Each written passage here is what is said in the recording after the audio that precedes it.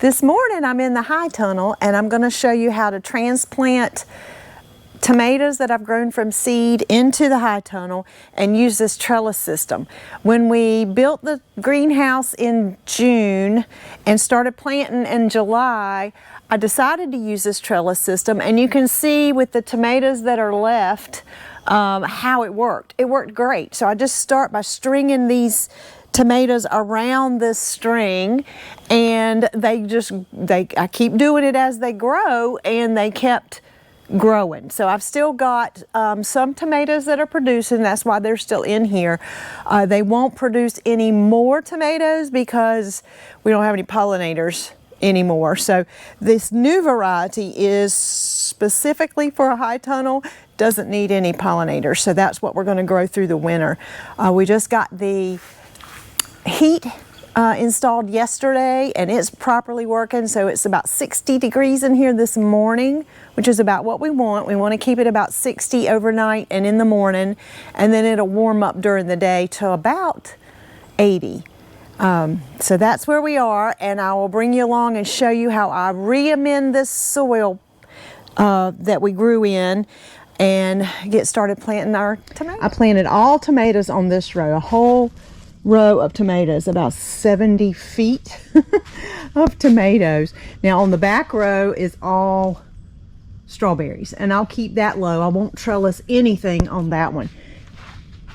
I'm going to move the tomatoes out to this row because you need to rotate your crops. So here I had zucchini and peppers and lettuce, and then I had cucumbers and cantaloupes all the way up. So now I'm going to put the tomatoes on this side all the way down. I'm just going to leave this deal here because it's happy, so I'm just going to leave it and go all the way down this first row with tomatoes. You can see the second row with tomatoes is still growing. We still have some that are ripening on the vines, so we're going to leave these ugly little vines until these tomatoes ripen. These were the bigger varieties, and then these were the Roma varieties, and they're still they're not still producing, but they are still ripening. So we're going to let those go, and probably a couple more, maybe 2 weeks, and then pull this out and go with a different crop in the middle. So I've already started transplanting the tomatoes. You can see my tomatoes here that I grew from seed, and this variety is Posano. It's a more compact type, and I'll pop it up here in the screen. And you know, I've still got a couple more tomatoes hanging on here. They don't look very pretty, but they're still ripening, so I'm not ready to yank them out yet because I'll still have some nice tomatoes. So I'm working on cucumbers on this row. Cucumbers were here, now they're here. I've got some pole beans, lost 2 there, but I've got pole beans here. I've got broccoli, and then I'm going to try to keep this okra going through the winter. Just 2 little sprouts of okra. I did transplant some of the dill down to this end, and I may transplant the others when these tomatoes come out. So the strawberries are going well, and tomatoes are doing their last thing, and then we're getting our new crop in. We've got our flowers that we're going to winter over in the high tunnel, which is quite a blessing. I've got another row, another tray of tomatoes to get in. This is Regina's pineapple that we're going to try to keep throughout the winter. We've got our hanging baskets here to keep those flowers healthy through the winter. We've got lettuce coming up here that I planted. Transplanted peppers, so we've got orange and I think yellow peppers here, and the green beans are just now popping up, Antigua bush beans. So there'll be a low variety of green beans, and specifically for the high tunnel.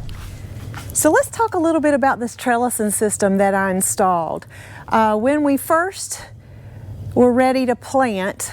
I was kind of in a big hurry, so went down to the local hardware store, Holford Hardware in Enfield, and I got this super pliable clothesline string. So it's got, it's wired inside, so it'll bend on itself, you know, and hold its shape. So that's what I decided to use. So I strung that all along the purlins that went across the top. And all I had to do was loop it and string it. So it's not heavy, easy to maneuver. I got it in 50-foot sections. So I did that, and I've run those down, and then I ordered these hangers off of Amazon. I don't really know what they're called, but what you do is you take the hook off, and then you can run your string out. It has a little catch so that when you put it back on the hook system, nothing else will roll out. That's as far as it will go down. And then this little piece, oh, there goes the heater. This little piece goes up over the wire. So I don't know if you can see that.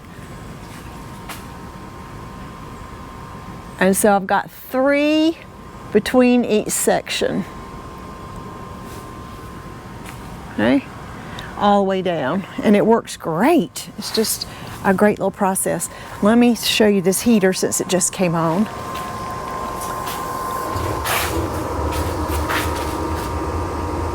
I'm not sure if you can hear it, but it's not very loud at all. And then there's a propane tank outside. It's just a nice, the fan hadn't come on yet, but just a nice amount of heat. So it's dropped down just below 60. There comes on the fan, which will blow the heat out. Works perfectly. All right, so I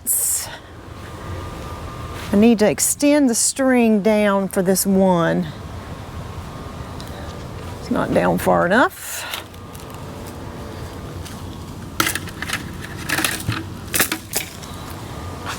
I just keep the ladder in here.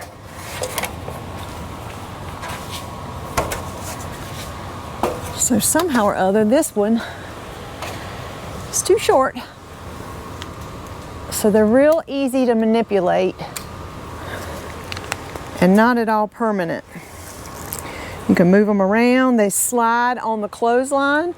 So if they're not exactly in the right place, then all I have to do is slide them. I've got all my infrastructure in place. So this morning I am going to amend this soil. I'm going to rough it up, pull out those weeds and grasses that are in here. I'm going to add some compost to it and a little bit of soil, prepackaged soil, just to give it just a little boost since it's been growing plants for a couple of months. Now I do have a broad fork that would be good for this, but what I want to do is make sure that I can get it mixed up fairly well and get most of this grass out. So I'm going to do it kind of the old-fashioned way. I'm going to maneuver this drip out of the way so I don't damage it, and then I'll replace it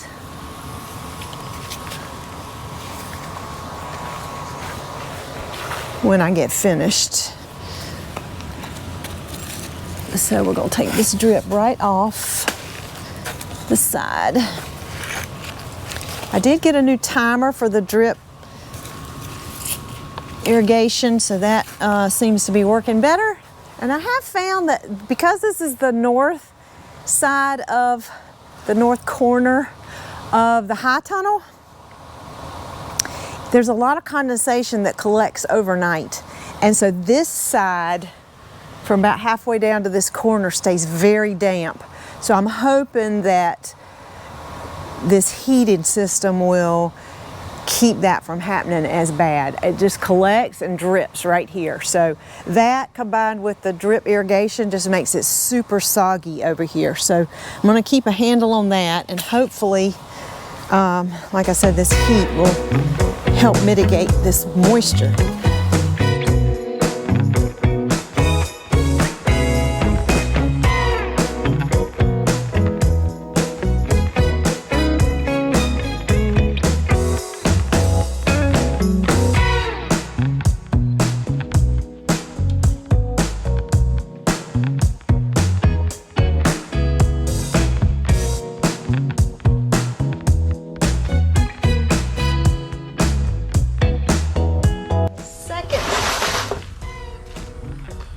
Species of tomato, Estiva, and I've got 2 of those in, and I'm going to go ahead and clean out the rest of this row. Get the grass and the weeds and the moss out.